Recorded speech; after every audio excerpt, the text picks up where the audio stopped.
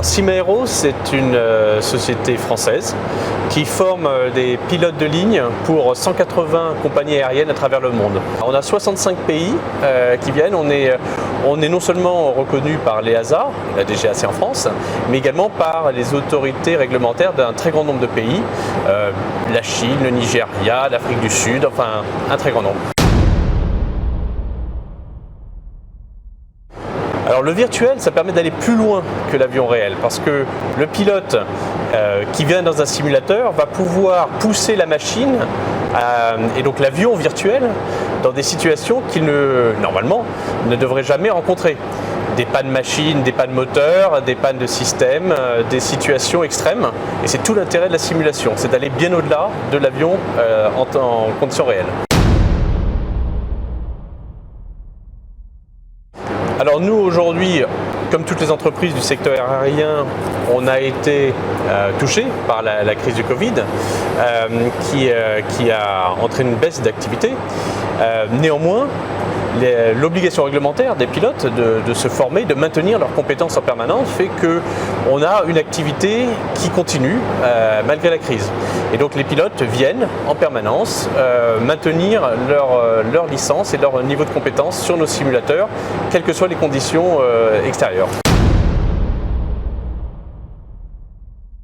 Alors les pilotes qui arrivent chez nous commencent tout d'abord par ce qu'on appelle un briefing qui dure environ 1 heure, où avec l'instructeur, d'abord ils sont toujours par deux, un équipage, on ne forme pas un pilote tout seul évidemment, l'équipage de 2 pilotes et l'instructeur commence par 1 heure de briefing, puis ensuite vont en simulateur suivre la session du jour qui dure 4 heures, c'est très normé, et à l'issue de laquelle ils font à nouveau cette fois-ci un débriefing pour débriefer de la façon dont la session s'est passée. Les pilotes ont un grand niveau de stress, ils ont toujours une certaine appréhension parce que c'est très intense, parce qu'ils sont surveillés quand même par un instructeur professionnel, parce qu'ils vivent des moments stressants. Donc c'est 4 heures qui ne sont pas de tout repos. Alors pour nous, la numérisation est un enjeu très important sur lequel on avait commencé à travailler avant la crise de la Covid.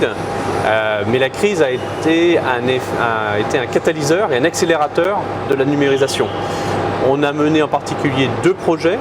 D'une part, une numérisation de nos méthodes de travail de façon générale. Oui. Et donc, c'est aussi lié à toute la mise en place du télétravail et le besoin que les salariés ont du coup d'avoir des outils numériques pour pouvoir travailler au bureau ou chez eux ou en voyage de façon complètement transparente. Et ça, on a complètement basculé depuis 1 an sur tous les outils modernes et ça s'avère être très efficace. Et c'est une vraie ouverture sur d'une façon moderne de travailler.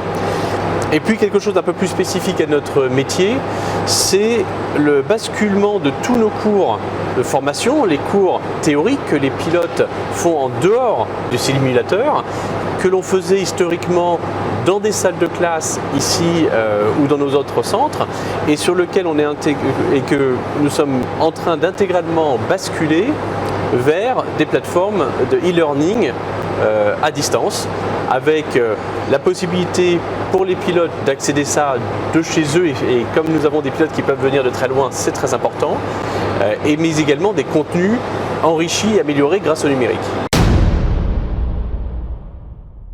Alors c'est l'avantage du numérique, c'est que c'est très flexible en termes de customisation.